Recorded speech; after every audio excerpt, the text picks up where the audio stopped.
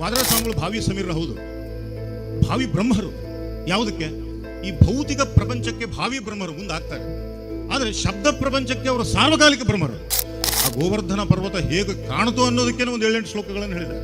ಅದು ಸಾಧಕಂತರ ಕಾಣ್ತಾ ಇದೆ, ಆಗ್ನೇಯ ಅಸ್ತ್ರದಂತೆ ಕಾಣ್ತಾ ಇದೆ. ಅದು ಏನು ಕಲ್ಪನೆಯೋ, ಏನು ವ್ಯಕ್ತಿತ್ವವೋ, ಅದು ಶಬ್ದ ಹೇಳಲಿಕ್ಕೆ ಶಬ್ದಗಳೇ ಇಲ್ಲರಿ ಅಂಥ ಕವಿಗಳು. ಇದು ಹೂವಿನ ಕೆರೆ, ಇದು ಸಾಮಾನ್ಯ ಹೂಗಳು ಅರಳಿದ ಕೆರೆಯಲ್ಲ. ತನ್ನ ಜೀವನದುದ್ದಕ್ಕೂ ಇಡೀ ವಿಶ್ವಕ್ಕೆ ತಪಸ್ಸಿನ ಸೌಗಂಧವನ್ನು ಬೀರಿದ, ಅನುಗ್ರಹದ ಸೌಗಂಧವನ್ನು ಬೀರಿದ, ಜ್ಞಾನದ ಕಂಪನ್ನು ಬೀರಿದ ವಾದಿರಾಜ ಸ್ವಾಮಿಗಳು ಎನ್ನುವ ಹೂವು ಅರಳಿದ ಕೆರೆ ಇದು, ಹೂವಿನ ಕೆರೆ. ಈಗ ನೀವು ಸಂಸ್ಕೃತ ವಾಂಗ್ಮಯವನ್ನು ನಾವು ವಿಭಾಗ ಮಾಡಿದರೆ 2 ವಿಭಾಗಗಳು ನಮಗೆ ಕಾಣುತ್ತೆ. ಒಂದು ಕಾವ್ಯ ವಿಭಾಗ, ಮತ್ತೊಂದು ಶಾಸ್ತ್ರ ವಿಭಾಗ ಅಂತ. ಕಾವ್ಯದಲ್ಲಿ ಪ್ರಧಾನವಾಗಿ ಎದ್ದು ಕಾಣುವ ಅಂಶ ಸೌಂದರ್ಯ. ಶಾಸ್ತ್ರದಲ್ಲಿ ಎದ್ದು ಕಾಣತಕ್ಕಂಥ ಪ್ರಧಾನವಾದ ಅಂಶ ಅಂತಂದರೆ ಅದು ಅರ್ಥಗೌರವ, ಆ ಚಿಂತನೆಯ ಪ್ರಖರತೆ, ಅರ್ಥಗೌರವ. ಇದು ಶಾಸ್ತ್ರದ ಅಸಾಧಾರಣ ಧರ್ಮ. ಕಾವ್ಯ ಮನರಂಜನೆ ಕೊಡುತ್ತೆ, ಕಾವ್ಯದ ಗುಣಧರ್ಮ ಸೌಂದರ್ಯ. 2 ಬೇರೆ ಬೇರೆನೆ. ಆದರೆ ಇವೆರಡೂ ಅಂಶಗಳನ್ನು ಬೆರೆಸಿ ಅದ್ಭುತವಾದಂತಹ ವಾಂಗ್ಮಯವನ್ನು ಸೃಷ್ಟಿ ಮಾಡಿದ ಕೀರ್ತಿ ವಾದರಾಜ ಸ್ವಾಮಿಗಳು. ಯಾವುದೇ ಕೃತಿ ನೋಡಿ, ವಾದರಾಜ ಸ್ವಾಮಿಗಳ ಯಾವುದೇ ಕೃತಿ ನೋಡಿ, ಅದರಲ್ಲಿ ಸುಂದರವಾದ ಕಲ್ಪನೆ, ಕಾವ್ಯದ ಸೌಂದರ್ಯ ಮಡುಗಟ್ಟಿರುತ್ತೆ, ಅರ್ಥ ಗೌರವವೂ ಕೂಡ ಅದ್ಭುತವಾಗಿರುತ್ತೆ. ಅದು ಶಾಸ್ತ್ರದ ಗ್ರಂಥಗಳ ಹಾಗೆ ಕಾಣುವಂತೆ ಮಾಡುವಂಥ ಅಪೂರ್ವ ಪ್ರತಿಭೆ ವಾದರಾಜ ಸ್ವಾಮಿಗಳದ್ದಿದೆ. ಒಂದು ವಿಚಾರ ನನಗನ್ನಿಸುತ್ತೆ, ವಾದರಾಜ ಸ್ವಾಮಿಗಳು ಭಾವಿ ಸಮೀರರು ಹೌದು, ಭಾವಿ ಬ್ರಹ್ಮರು. ಯಾವುದಕ್ಕೆ? ಈ ಭೌತಿಕ ಪ್ರಪಂಚಕ್ಕೆ ಭಾವಿ ಬ್ರಹ್ಮರು ಮುಂದಾಗ್ತಾರೆ. ಆದರೆ ಶಬ್ದ ಪ್ರಪಂಚಕ್ಕೆ ಅವರು ಸಾರ್ವಕಾಲಿಕ ಬ್ರಹ್ಮರು ವಾದರಾಜ ಸ್ವಾಮಿಗಳು. ಯಾಕೆಂದರೆ ಅವರು ಆಡುವ ಶಬ್ದ, ಅವರ ತಲೆಗೆ ಬರತಕ್ಕಂಥ ಕಲ್ಪನೆಗಳು, ಅದು ವರ್ಣಿಸಲಿಕ್ಕೆ ಅಸಾಧ್ಯ. ಕವಿ ಕಲ್ಪನಾ ಸಾಮ್ರಾಜ್ಯದ ಅಧಿಪತಿ ಕವಿ ಹೌದು, ಆದರೆ ಕಲ್ಪನೆಗಳಿಗೂ ಒಂದು ಮಿತಿ ಇದೆಯಲ್ಲ, ಆ ಕಲ್ಪನೆ ಯಾರಿಗೆ ಬರಲಿಕ್ಕೆ ಸಾಧ್ಯ? ಆದ್ದರಿಂದ ಇದು ಅಂಥಂಥ ಕವಿಗಳಲ್ಲ, ಇವರು ದೈವೀ ಕವಿಗಳೇ ಹೌದು. ಶಬ್ದ ಪ್ರಪಂಚದ ಸಾರ್ವಕಾಲಿಕ ಬ್ರಹ್ಮರು ವಾದರಾಜ ಸ್ವಾಮಿಗಳು. ಅದರ ಒಂದು ಉದಾಹರಣೆಯನ್ನು, ರುಕ್ಮಿಣೀ ಶಿವಿಯದ ಒಂದು ಉದಾಹರಣೆ ಕೊಡ್ತೇನೆ.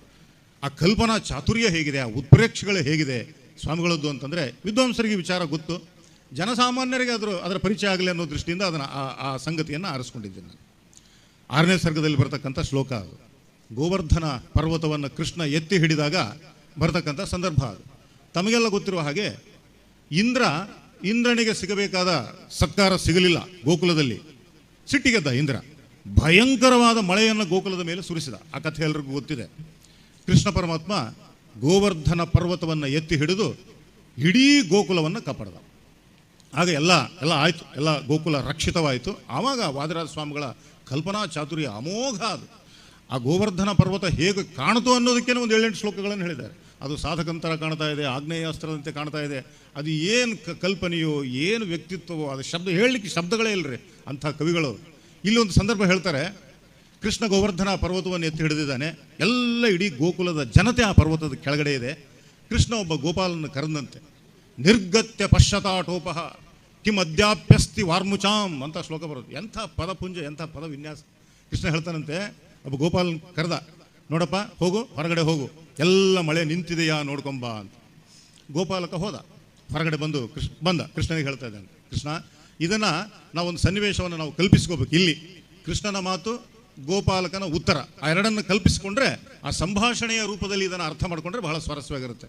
ಕೃಷ್ಣ ಹೇಳ್ತಾನಂತೆ, ಏನಯ್ಯ ಹೊರಗಡೆ ಮಳೆ ನಿಂತಿದೆಯಾ?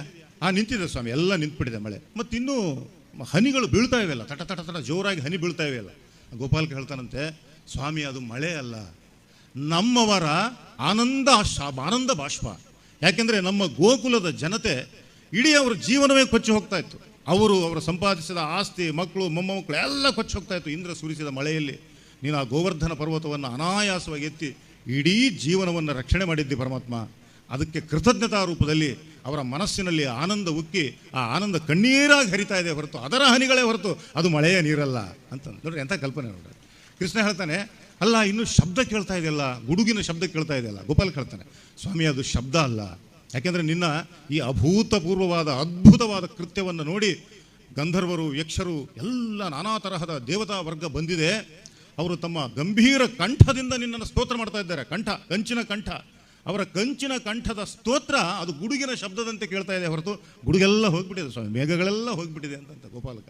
ಮತ್ತೇನು ಮಿಂಚುಕೊಂಡು ಕಾಣಿಸ್ತಾ ಇದೆಯಲ್ಲ, ಕಣ್ಣು ಕೋರೈಸುವ ಮಿಂಚು ಕಾಣ್ತಾ ಇದೆಯಲ್ಲ, ಅಲ್ಲಲ್ಲೇ ಅದಕ್ಕೆ ಸ್ವಾಮಿಗಳು ಹೇಳ್ತಾರೆ, ಕಲ್ಪನೆ ಮಾಡ್ತಾರೆ, ಆ ಗೋಪಾಲಕ್ಕೆ ಹೇಳ್ತಾನಂತೆ, ಸ್ವಾಮಿ ಅದು ಮಿಂಚಲ್ಲ, ನಿನ್ನ ಈ ಅತೀವ ಸಾಹಸದ ಕೃತ್ಯವನ್ನು ನೋಡಿ ದೇವತಾ ಸ್ತ್ರೀಯರೆಲ್ಲ ಬಂದಿದ್ದಾರೆ, ಅಪ್ಸರಾ ಸ್ತ್ರೀಯರೆಲ್ಲ ಬಂದಿದ್ದಾರೆ, ಸಂತೋಷ ತಾಳಲಾರದೆ ನೃತ್ಯವನ್ನು ಮಾಡ್ತಾ ಇದ್ದಾರೆ. ನೃತ್ಯ ಮಾಡಬೇಕಾದ್ರೆ ಕೈಕಾಲುಗಳ ಭಂಗಿ ಎಲ್ಲ ಮಾಡ್ತಾರೆ. ನಾಟ್ಯದಲ್ಲಿ ಅದ್ಭುತವಾದ ಆಭರಣಗಳನ್ನು ಧರಿಸಿಕೊಂಡಿದ್ದಾರೆ ಕೈಯಲ್ಲಿ. ಅವರು ಧರಿಸುವಾಗ, ಕರವಿನ್ಯಾಸ ಮಾಡುವಾಗ ಆ ಆಭರಣಗಳ ಮಿಂಚು, ಅದು ಗಿಲೀಟ್ ಬಂಗಾರ ಅಲ್ಲ, ಅದ್ಭುತವಾದಂಥ ಬಂಗಾರ, ಆಭರಣಗಳ ಮಿಂಚು ಎಲ್ಲ ಕಡೆ ಪ್ರಕಾಶಮಾನವಾಗಿದೆ ಹೊರತು ಅದು ಆಭರಣಗಳ ಕಾಂತಿಯೇ ಹೊರತು ಮಿಂಚಲ್ಲ ಸ್ವಾಮಿ ಅಂತ ಆ ಗೋಪಾಲಕ್ಕೆ ಹೇಳಿದ್ದಂತೆ. ಹೀಗೆ ವಾದಿರಾಜ ಸ್ವಾಮಿಗಳ ಕಲ್ಪನಾ ಸಾಮ್ರಾಜ್ಯ ಸಾಗುತ್ತೆ. ಧಾರಾ ನೈವ ಪಯೋ ಮುಚಾಂ ಯದುಪತೆ ಪ್ರೇಮಾಶ್ರು ಧಾರಾಪರಂ ಅಂತ ಹೇಳ್ತಾರೆ ಸ್ವಾಮಿಗಳು. ನೈವಂ ಇದು ಸ್ವಾನಾಂ ನಾಪಿ ಗರ್ಜಿತಂ, ಸ್ವಾನಾಂ ನಾಪಿ ಗರ್ಜಿತಂ ಸ್ತುತಿಕೃತಾಂ ಸಿದ್ಧೇಶ್ವರಾಣಾಂ ಧ್ವನಿ ಅಂತ ಬರುತ್ತೆ. ಇಲ್ಲಿ ಒಂದು ನೀವು ಸ್ವಾರಸ್ಯ ಹೇಳಬೇಕು ನಾನು, ಅದು ಶಬ್ದದ ಹಿಡಿತ ಹೇಗಿದೆ ವಾದಿರಾಜ ಸ್ವಾಮಿಗಳಿಗೆ ಅಂತ. ಅಲ್ಲಿ ನೋಡಿ, ಫಸ್ಟ್ ಶ್ಲೋಕದಲ್ಲಿ ಕೃಷ್ಣ ಪರಮಾತ್ಮ ಆಜ್ಞೆ ಮಾಡ್ದ ಒಬ್ಬ ಗೋಪಾಲಕನಿಗೆ. ಏನದು ಆಜ್ಞೆ ಮಾಡ್ದ? ಹೋಗು ನೋಡ್ಕೊಂಬ ಅಂತ. ನಿರ್ಗತ್ಯ ಪಶ್ಯತಾಟೋಪಹ ಕಿಂ ಅದ್ಯಾಪ್ಯಸ್ತಿ ವಾರ್ಮುಚಾಮ್ ಅಂದ. ವಾರ್ಮುಕ್ ಅಂದರೆ ಮೋಡಗಳು. ಇಲ್ಲಿ ಇನ್ನೊಂದು ಶ್ಲೋಕದಲ್ಲಿ ಸ್ವಾಮಿಗಳು ಹೇಳ್ತಾರೆ, ಮೋಡಗಳು ಅನ್ನೋ ಅರ್ಥದಲ್ಲಿ ಪಯೋಮುಚಾಮ್ ಅನ್ನೋ ಶಬ್ದವನ್ನು ಬಳಸಿದ್ದಾರೆ. ಅಲ್ಲಿ ವಾರ್ಮುಕ್ ಅಂದ್ರೆ ಇಲ್ಲಿ ಪಯೋಮುಕ್ ಅಂದ್ರೆ. ಅಲ್ಲಿ ವಾರ್ಮುಕ್ ಅನ್ನೋ ಶಬ್ದ ಯಾಕೆ ಬಳಸಿದ್ರು ಸ್ವಾಮಿಗಳು ಅಂದರೆ, ಅದು ಕೃಷ್ಣನ ಆಜ್ಞೆ, ಕೃಷ್ಣ ಆಜ್ಞೆ ಮಾಡುವ ಶ್ಲೋಕ. ಆಜ್ಞೆ ಸ್ವಲ್ಪ ಕಠೋರವಾಗಿರುತ್ತೆ, ಕಠಿಣವಾಗಿರುತ್ತೆ. ಅಲ್ಲಿ ವಾರ್ಮುಕ್ ಅನ್ನೋಲ್ಲಿ ರೇಫ ಇದೆ, ಆ ರಕಾರ ಇದೆಯಲ್ಲ ಅದು ಕರ್ಕಶ. ಆದ್ದರಿಂದ ಆಜ್ಞೆಯಲ್ಲಿ ಆ ಕರ್ಕಶತೆ ಕಾಣಬೇಕು. ಅದಕ್ಕೋಸ್ಕರವಾಗಿ ವಾರ್ಮುಕ್ ಅಂದರು. ಇಲ್ಲಿ ಪಯೋಮುಚಾಮ್ ಅಂತ ಅದನ್ನು ಸುನೀತವಾಗಿ ಮೃದುವಾದ ಶಬ್ದಗಳನ್ನು ಸ್ವಾಮಿಗಳು ಬಳಸ್ತಾ ಇದ್ದಾರೆ. ಇದು ಆ ಸ್ವಾಮಿಗಳ ಒಂದು ವಾದಿರಾಜ ಸ್ವಾಮಿಗಳ ಒಂದು ಕಲ್ಪನಾ ಚಾತುರ್ಯ. ಮುಂದೆ ನೋಡಿ ಹೇಗಿದೆ.